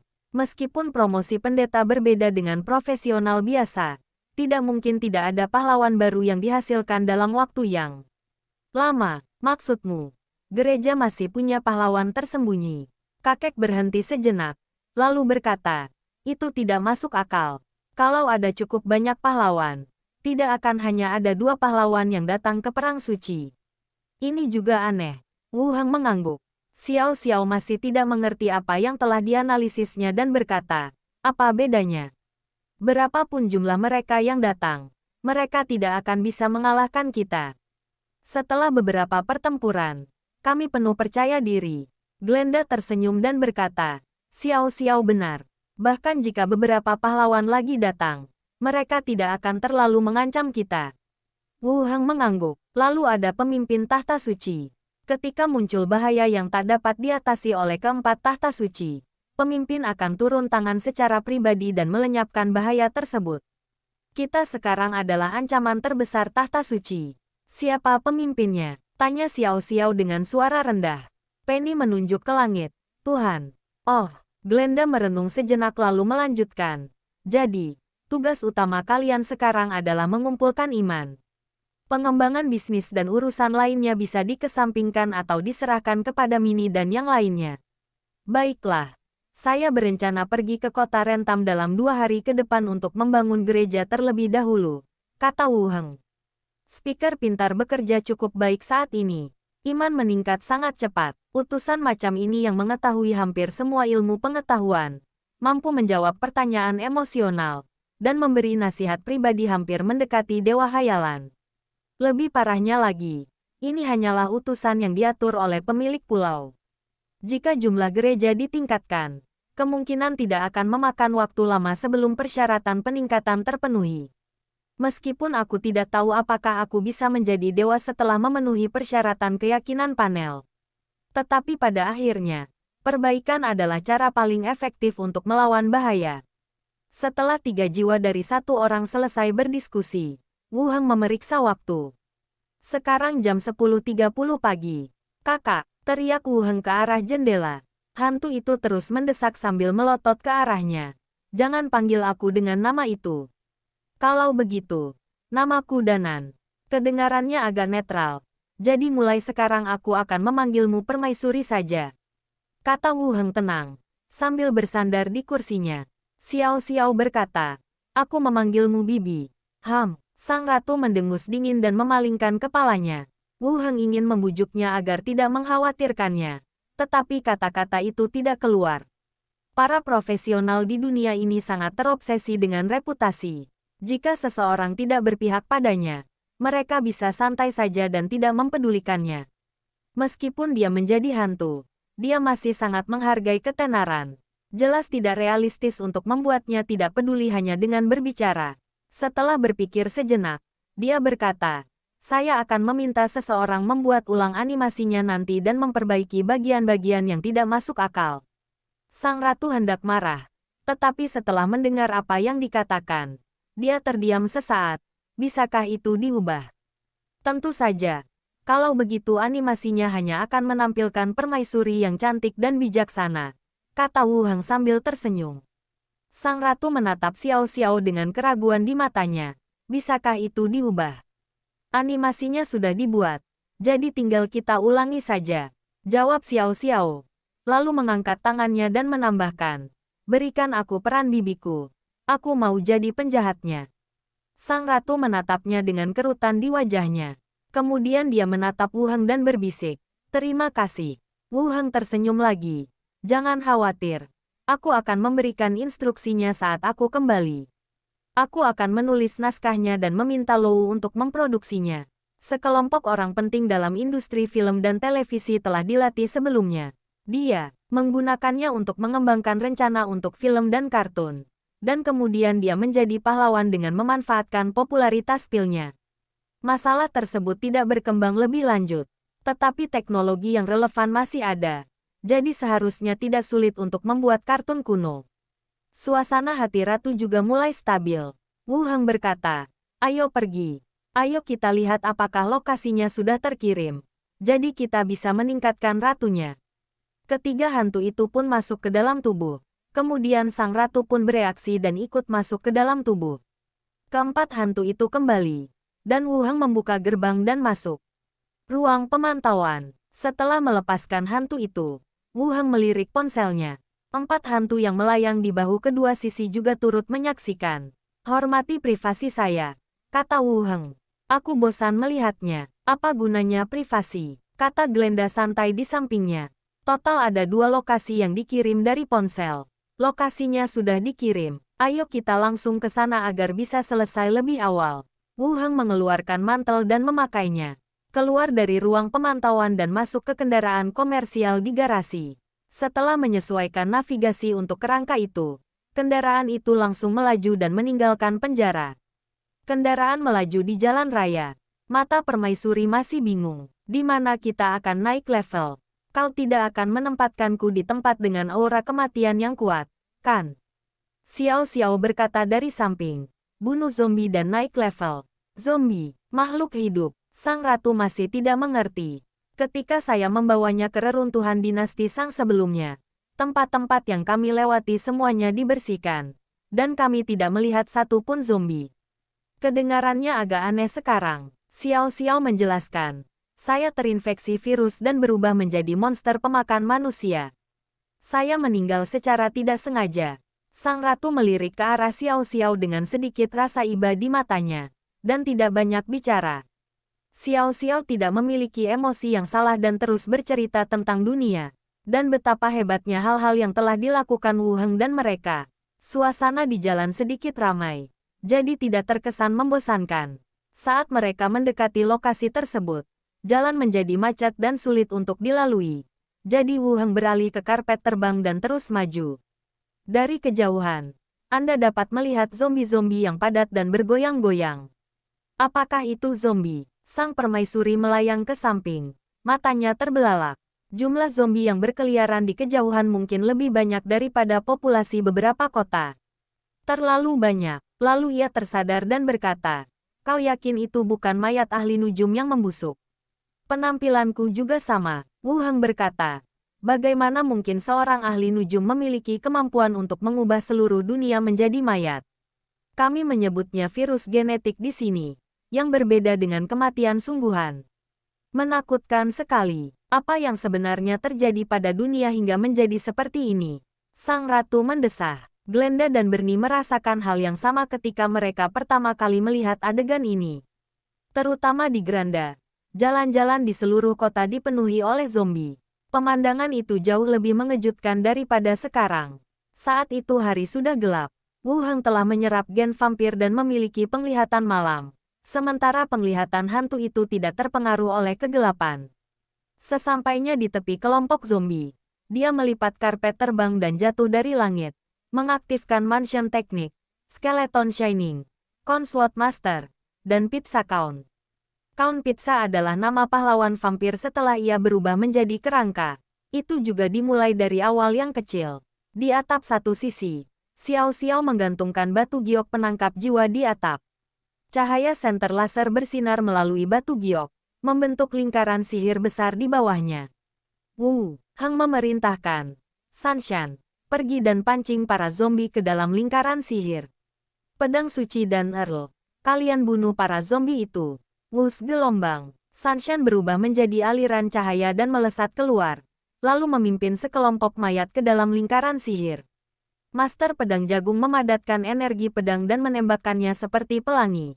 Pangeran Pizza terbang di udara, dan pisau terbang berwarna merah darah yang tak terhitung jumlahnya menutupi langit dari bawah. Para zombie berjatuhan berbondong-bondong seperti gandum yang dipotong. Jiwa yang tersisa terbang ke langit. Sang ratu membuka matanya lebar-lebar dan memandangi jiwa-jiwa yang tersisa yang melayang di langit. Inilah inti dari peningkatan tersebut. Silakan. Kerangka itu membunuh dengan sangat cepat. Jadi jangan menunda, kata Wu Heng. Sang ratu tersadar, berubah menjadi aliran cahaya. dan bergegas keluar. Wu Heng mulai melahap hantu-hantu itu dan berjalan masuk ke dalam rumah untuk menunggu. Xiao Xiao, Granda, dan 3 hantu lainnya juga berkeliaran dan mengobrol. Setelah beberapa gelombang zombie, perintah sistem berbunyi. Level hantu meningkat ke level 17. Kecerdasan +1. Persepsi +1. Karisma +2. Wu Heng melirik keluar. Peningkatan tidak berpengaruh. Satu-satunya yang tersisa adalah melahap hantu dan mencari tahu apakah ada urusan yang belum selesai di level 18. Kota Lentam. Rumah Tuan Kota. Lampu-lampu terang benderang. Dan Wen Manxia membungkus dirinya erat-erat dengan mantel bulunya dan duduk di depan radio. Angin menderu dan salju di luar jendela membuat suara dari radio semakin jelas. Resimen ketiga kerajaan Yeko bergerak mundur di sepanjang jalur hutan pinus hitam, dan kavaleri kelima diduga menyamar sebagai karavan pedagang. Kepala pelayan, Hartel, di radio berhenti sejenak sebelum melanjutkan. Diperkirakan beberapa resimen lagi akan mencoba bergerak mundur ke bagian belakang benteng. Wen Manxia mengusap pelipisnya. Bagaimana kabarmu? Terima kasih atas perhatian Anda, Nyonya. Suara Hartel terdengar bergetar. Memang ada lebih banyak pembunuhan dalam beberapa hari terakhir. Terima kasih padamu dan para pelayan kerangka yang disiapkan oleh Tuan. Wen Manxia melirik peta di samping meja, yang di dalamnya kota-kota yang diduduki kedua belah pihak dibagi dalam warna merah dan hitam. Tim tersebut dilengkapi dengan senjata api dan kerangka tingkat tinggi, yang juga memberikan keuntungan bagi pasukan mereka. Tetapi meskipun kerajaan Yeke tidak sekuat sebelumnya, fondasinya masih sangat kuat. Perubahan taktik yang terus-menerus secara paksa menahan laju tim dan memberi kerajaan Yeko kesempatan untuk mengatur napas. Di antara kerangka level 20, hanya satu yang ditugaskan ke medan perang utama, dan sisanya bertanggung jawab untuk melindungi keselamatan beberapa tokoh penting. Atur tim kecil untuk menghadang pasukan mereka yang tersebar. Wen Manxia melihat peta. Pasukan utama terus maju. Nyonya, ada banyak pendeta di tim. Juga benda-benda dan perlengkapan khusus untuk menghadapi mayat hidup, kata Hartel lagi. Wen Manxia sedikit mengernyit. Tidak heran gereja ada di dalam. Efek barang langka itu juga terbatas. Cari kesempatan untuk menggunakan senjata dan membunuh target yang memegang barang langka itu terlebih dahulu. Oke, aku akan cari caranya. Hartel melanjutkan. Kalau begitu aku tidak akan mengganggu istirahatmu. Setelah menutup telepon, Wen Manxia berjalan menuju kamar tidur dan melewati kamar bayi untuk melirik putrinya yang sedang tidur. Dia mencium keningnya dengan penuh kasih sayang dan kembali ke kamarnya untuk beristirahat. 3 hari kemudian, di sore hari, raungan zombie bergema di seluruh area, dan energi pedang serta pisau terbang berwarna merah darah menghabisi zombie yang datang. Ini adalah area kedua yang harus dibersihkan. Setelah Wu Heng tiba, kerangka-kerangka itu hampir menembus sepertiga jarak. Sang ratu terus berpindah-pindah di antara jiwa-jiwa yang tersisa di langit, melahap mereka semua. Level hantu meningkat ke level 20. Konstitusi +1. Kelincahan +2. Kecerdasan +3. Persepsi +4. Karisma +5. Fitur yang tidak terkunci. Roh pahlawan legendaris. Fitur yang tidak terkunci. Ketidaktampakan legendaris. Kendali telekinesis legendaris. Kepemilikan legendaris. Kemampuan yang terbuka. Dream Lord. Wu Heng gembira saat mendengar perintah itu. Akhirnya mencapai level 20. Aku ingat butuh waktu lama untuk meningkatkan Xiao Xiao dan Granda serta melahap hantu. Sekarang kecepatan membunuhnya cepat, tapi tetap saja butuh waktu lama. Wu Heng masih merasa semuanya berjalan lancar. Lagi pula, ketika dia mencapai level 18, unfinished business tidak muncul. Ia benar-benar takut kalau citra adiknya di film dan televisi akan menjadi simpul baru di hati sang ratu. Untungnya, hal ini tidak terjadi. Wu Heng memfokuskan perhatiannya pada kemampuan baru yang ia buka, Lord of Dreams. Penguasa mimpi. Dapat secara paksa menarik target ke dunia mimpi khusus dengan efek nyata. Wu Heng mengangkat alisnya. Keterampilan ini mengingatkan Wu Heng pada sebuah cerita yang pernah dilihatnya dalam video pendek, yang sepertinya disebut 3 Mimpi. Cerita ini mengisahkan tentang tokoh utama yang jatuh cinta dan menikahi seorang wanita dalam mimpinya. tetapi kemudian mengetahui bahwa wanita itu sebenarnya adalah hantu. Kemudian, dia membunuh musuhnya dalam mimpinya. Dan ketika dia bangun keesokan harinya, dia menemukan bahwa musuhnya dalam kenyataan juga telah mati. Ini sungguh sesuai dengan keterampilan yang ada di depan saya. Singkatnya, untunglah hantu keempatku sudah mencapai level 20. Tak jauh dari sana, sang permaisuri terbang kembali. Nadanya penuh kegembiraan. Wu Heng, aku sudah level 20. Akhirnya aku mencapai level 20. Baiklah. Selamat, kata Wu Heng sambil tersenyum. Bibi, kita semua level 20. Bagaimana kita bisa sebahagia ini? Kata Xiao Xiao dari samping. Sikap sang ratu juga banyak membaik. Ya, Xiao Xiao memang hebat. Wu Heng berjalan menuju medan pertempuran dan melepaskan penjara tulang, menjebak jiwa-jiwa yang tersisa di tengahnya. Ia membiarkan mereka saling melahap dan akhirnya membentuk hantu, yang ia simpan di dalam pot jiwa iblis untuk digunakan di masa mendatang. Berikutnya, para kerangka membersihkan medan perang dan mengumpulkan inti mayat. Setelah medan perang dibersihkan, kami memulai perjalanan pulang. Setelah kembali ke penjara, Wu Heng tidak tinggal lama dan kembali ke Pulau Harta Karun. Turun dari lantai atas, Mini menghampirinya dan berkata, "Guru, asosiasi telah mengirimkan 2 surat. 2. Saya sangat populer." Wu Heng merobek surat pertama dan matanya sedikit menyipit.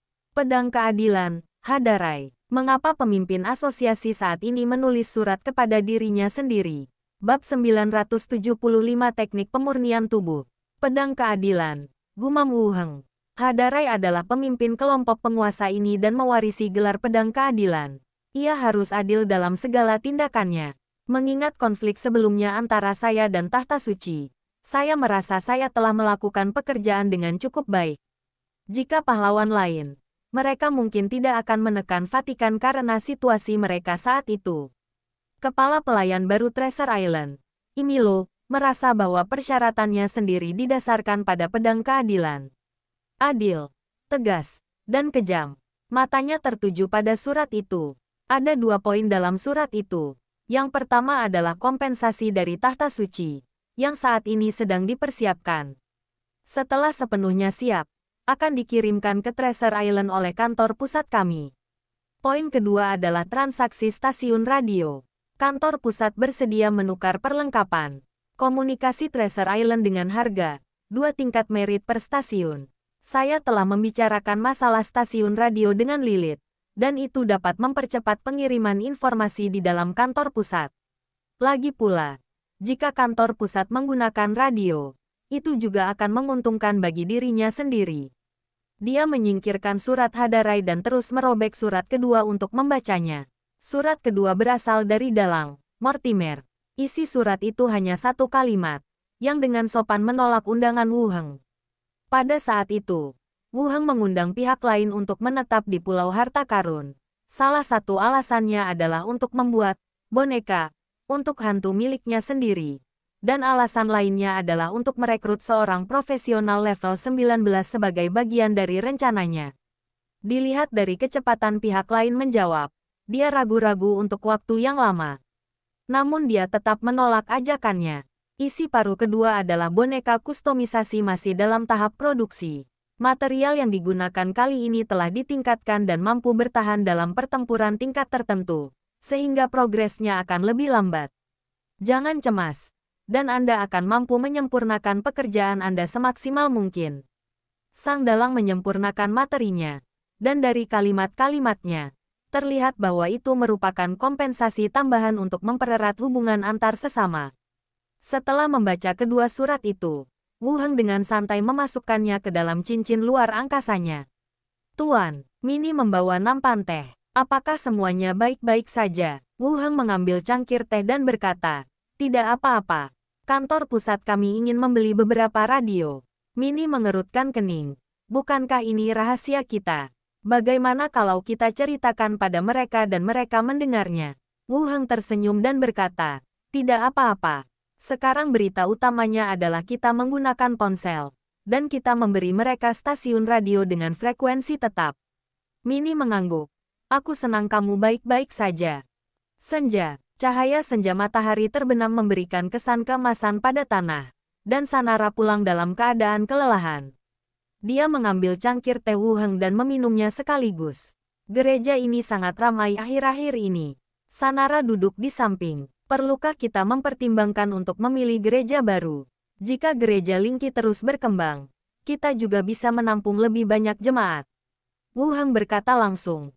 Bicaralah dengan Anet tentang memilih lokasi di pulau itu.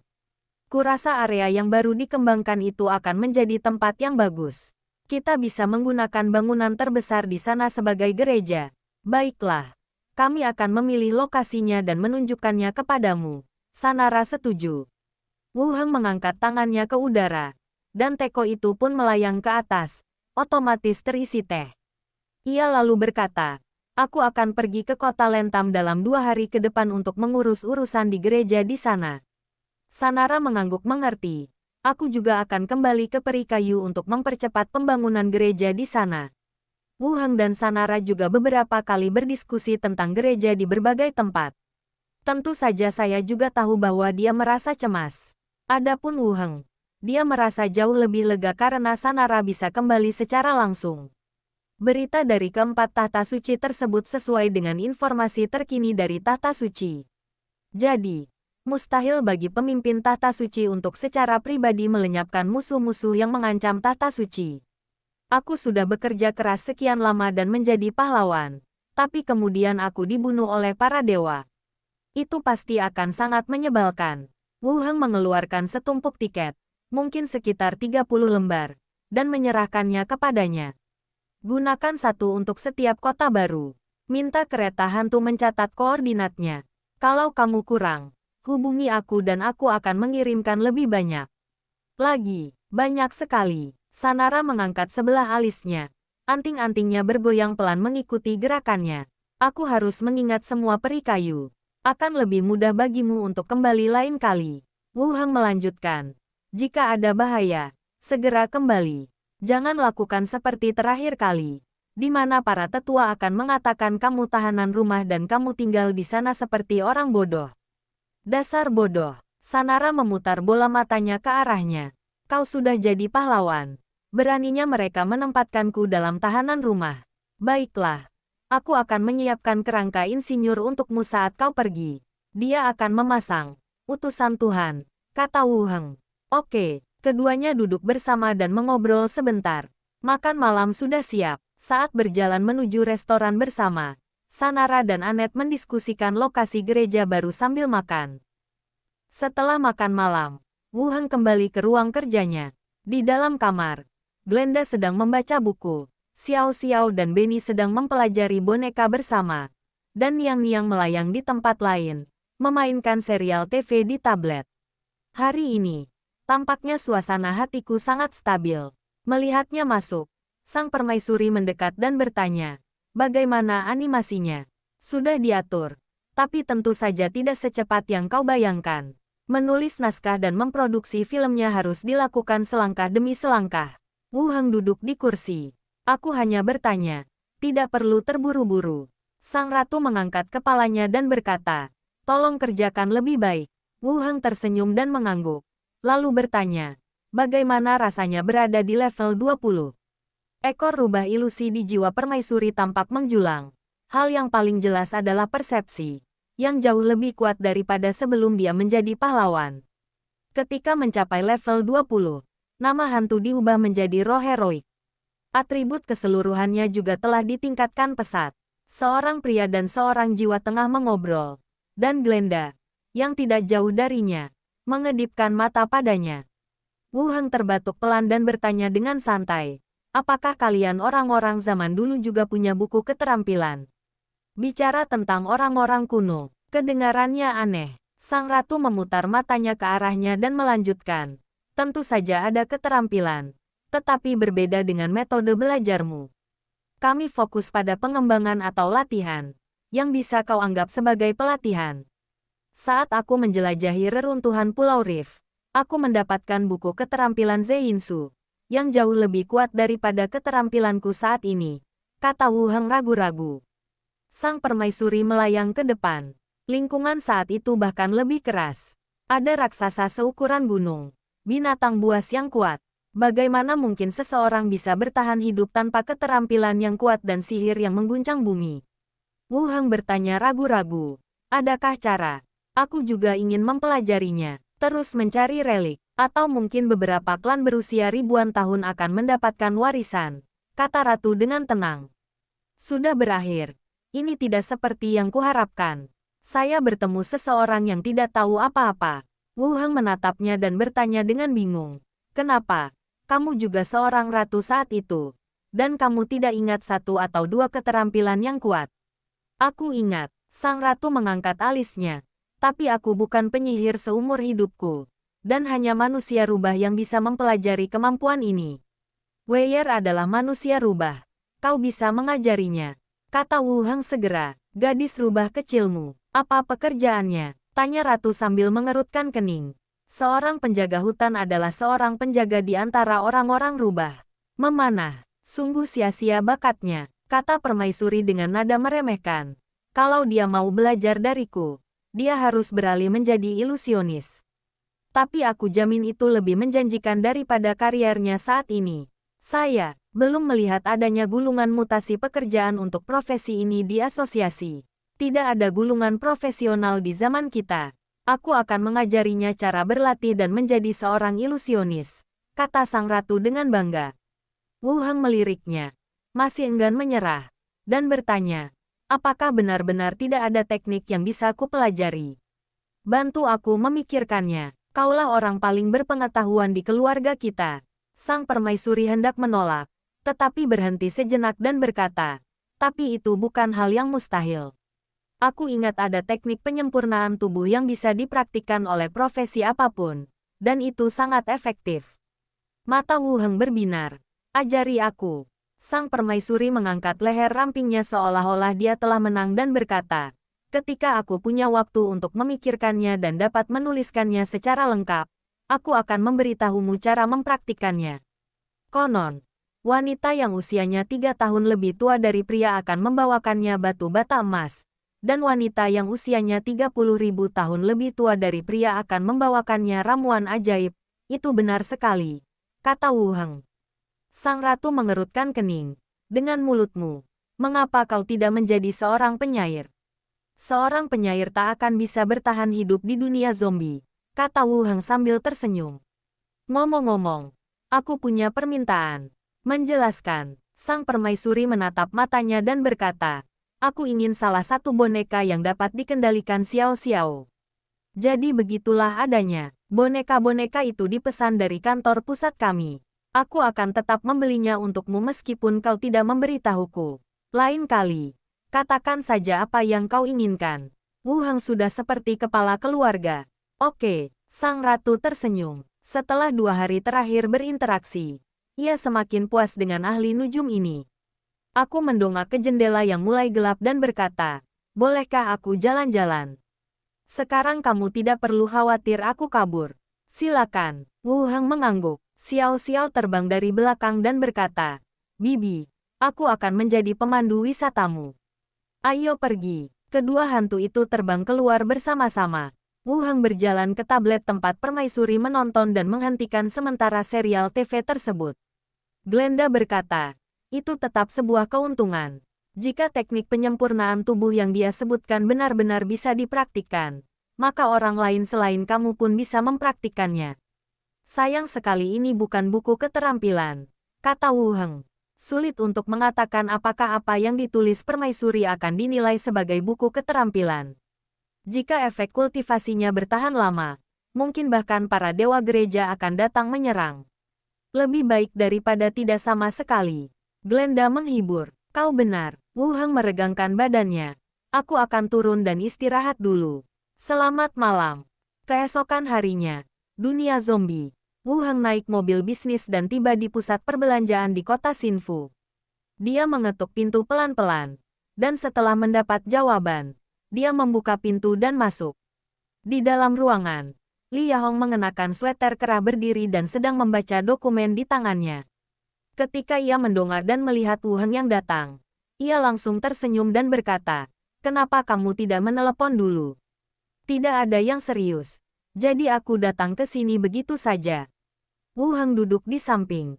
Dengan lambaian tangannya, cangkir itu terbang ke bawah mesin kopi, terisi kopi, lalu terbang kembali. Li Yahong tersenyum dan berkata, apakah Anda punya instruksi untuk datang ke sini kali ini? Saya tidak bisa memberikan instruksi apapun, dan saya butuh beberapa hal. Bisakah Anda membantu saya menyiapkannya? Wu Heng meraih cangkir kopi yang melayang dan menyesapnya. Silakan saja beritahu aku. Aku akan menyuruh seseorang menyiapkannya sekarang. Li Yahong juga menjadi serius. Wu Heng berpikir sejenak dan berkata, 10 radio pita tetap, panel surya portabel, dan speaker pintar. Aku akan mengambil sebanyak mungkin speaker pintar yang bisa kamu siapkan, dan kamu bisa mengambilnya nanti. Oke, aku akan menyuruh seseorang menyiapkannya sekarang. Li Yahong mengangkat telepon rumah dan menyerahkan benda itu. Setelah menutup telepon, Li Yahong berkata, tunggu sebentar, saya sedang bersiap-siap. Tidak terburu-buru, keduanya mengobrol sebentar di ruang konferensi, dan telepon berdering lagi. Semua peralatan yang diperlukan sudah siap. Li Yahong meletakkan telepon dan berkata, ayo pergi. Semuanya disimpan di gudang di lantai 1. Ikuti Li Yahong ke bawah. Beberapa anggota pangkalan berjaga di pintu masuk. Ketika mereka melihat Wu Heng dan Li Yahong, mereka menyapa mereka dengan hormat. Memasuki gudang, telah disiapkan radio pita tetap, panel surya, dan pengeras suara pintar. Ada sekitar 50 speaker pintar, yang hampir cukup untuk pengaturan saya di masa mendatang. Dengan lambaian tangannya, semua benda dikumpulkan ke dalam cincin luar angkasa. Kemudian dia mengikuti Li Yahong kembali ke kantor. Menginap di sini, tanya Li Yahong. Lain kali, aku agak sibuk akhir-akhir ini, kata Wu Heng tanpa daya. Aku sudah berjanji pada mereka terakhir kali, tapi kami berencana pergi ke Rentam City hari ini. Lebih sibuk daripada orang-orang yang bekerja di lantai bawah, kata Li Yahong dengan sedih, lalu berjalan mendekat, merangkul bahunya, dan menciumnya dengan lembut. Mereka berdua bermesraan sebentar, dan Wu Heng menepuk pantatnya. Aku akan menemanimu dengan baik lain kali. Oke, Li Yahong mengangguk. Setelah mengucapkan selamat tinggal, dia meninggalkan kantor dan kembali ke penjara dengan mobil dinas. Masuklah ke ruang pemantauan dan buka gerbang untuk kembali ke Treasure Island. Ketika aku turun ke bawah, beberapa wanita dalam keluarga sudah menunggu di sana. Wu Heng menyerahkan sebuah cincin angkasa dan 2 surat kepada Minnie, lalu berkata, tunggu sebentar. Kirimkan ke asosiasi dan kirimkan melalui pos. Baik, Guru. Minnie mengangguk. Sanela bertanya, apakah kamu akan segera berangkat? Baiklah. Pergilah lebih awal dan kembalilah lebih awal. Wu Heng mengangguk. Tidak apa-apa. Segalanya harus diselesaikan. Sanara memaksakan senyum. Beberapa orang berjalan ke halaman bersama-sama. Dan Wu Heng mengeluarkan topi kondektur kereta. Tuan, panggil kami saat Tuan tiba. Para wanita di rumah itu memeluk dan mengelilinginya. Wu Heng mencium kening semua orang dan berkata, jangan sebarkan berita bahwa aku tidak ada di pulau ini. Jika ada bahaya, segera pergi. Ya, Guru. Beberapa orang berpisah. Wu Heng mengenakan topinya, dan kereta hantu muncul. Wu Heng menaiki kereta. Kota Lentam. Rumah Tuan Kota. Wen Manxia bersandar di singgasana penguasa kota, mengenakan jubah merah tua. Ujung jarinya mengetuk sandaran tangan dari waktu ke waktu. Tuan Kota, komandan penjaga memberi hormat. Dentingan baju zirah bergema di aula. Pembunuhnya telah ditangkap oleh pengawal kerangka. Di belakangnya, sesosok kerangka tinggi menenteng pedang besar berjalan masuk, sambil memegang 2 orang pria berdarah di sebelah kiri dan kanannya. Salah satu di antaranya masih berkedut dari waktu ke waktu, dan jelas bahwa dia belum mati. Wen Manxia mendongak dan berkata, kirim mayat-mayat itu ke garis depan untuk menambah jumlah pasukan kerangka. Jepret gelombang. Kerangka itu mematahkan leher si pembunuh dengan bersih dan tegas. Lalu tubuhnya ambruk sepenuhnya. Komandan berpikir sejenak lalu berkata lagi, Tuan Kota, akhir-akhir ini sering terjadi pembunuhan dan pembunuhan. Apakah menurut Anda mungkin? Wen Manxia mengangkat tangannya untuk menghentikan lawan bicaranya dan berkata, jangan khawatir, mereka tidak akan bisa. bertahan hidup selama beberapa hari.